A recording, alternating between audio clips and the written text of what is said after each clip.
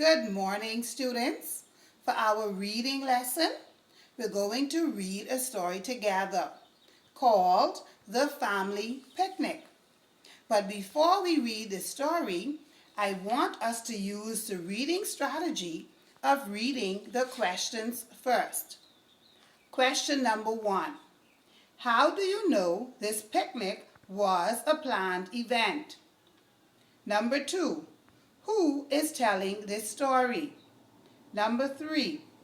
How do you know that Andy and Jan planned to go in the water? Number 4. Why do you think some of the children wanted to revisit the slave ruins? Number 5. Put these events in the order in which they happened using the numbers 1 to 5. Number 6. What do you think will happen to the children who went missing when they got home? Number 7. Which beach was the family picnic on? How did the family get to the beach? And number 8. Aunt Jackie used the DJ's microphone to round us up. What does the words round up in this sentence means? Okay, now let us read the story together. It was 10th July, Independence Day. This was the day that my family was going to have our yearly picnic. Everyone would be there. Grandparents, aunts, uncles, parents, and cousins. I couldn't wait for us to get going. As I stumbled out of bed, I could hear Mummy in the kitchen, and I could smell the macaroni, peas and rice, and chicken cooking. We always had lots of food.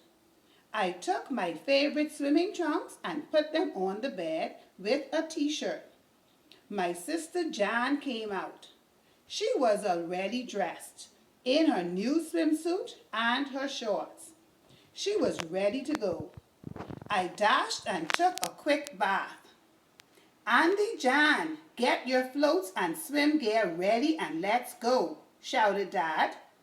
I ran downstairs first, closely followed by Jan.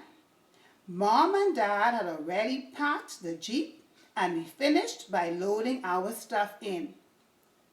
We started the long ride to Clifton Key for our picnic. The ride usually took about half an hour. The music was already blasting as we turned onto the road to the beach. We could see lots of cars because this area is a popular hangout on holidays and weekends. There's Aunt Jackie over there. Park in that spot, Mom said to Dad. Aunt Jackie and her children were here from Eleuthera just for the picnic. Her sons Ron and Dino came running over. Hi, Aunt Rosie and Uncle Dave. After the usual hugs, I left the boys and to join the other children in some games. We played volleyball, softball, and tug of war. Soon it was time to eat. Every family had their own food prepared, but we still shared among families. Mom had our plates spread on her blanket, and we sat and ate. After eating, Dad made an announcement. Since you should wait a while before going in the water again, who would like to go on a tour of Clifton Key? Most of us went along with him. Dad knows a lot of history, so he was able to tell us about the slave ruins. He showed us the ruins of the Wiley plantation and the slave homes. He really made us wonder about our ancestors. We walked around a bit more before returning to the picnic area. I hope that you all learned something from the tour, Dad said. You can go back in the water now. Some of the children dashed for the sea, but a group of us sat quietly and talked about the things we had seen on the tour. Some of them wanted to take photos and others just wanted to see it again. I decided to go back in the water instead. Around 5 p.m., we started packing up. Aunt Jackie used the DJ's microphone to round up all the children. About half an hour later, some children were still missing. They might be at the slave ruins, I said.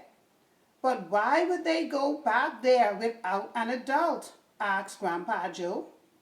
I could see that some of the parents of the missing children were upset. After about an hour, everyone was in place and ready to leave.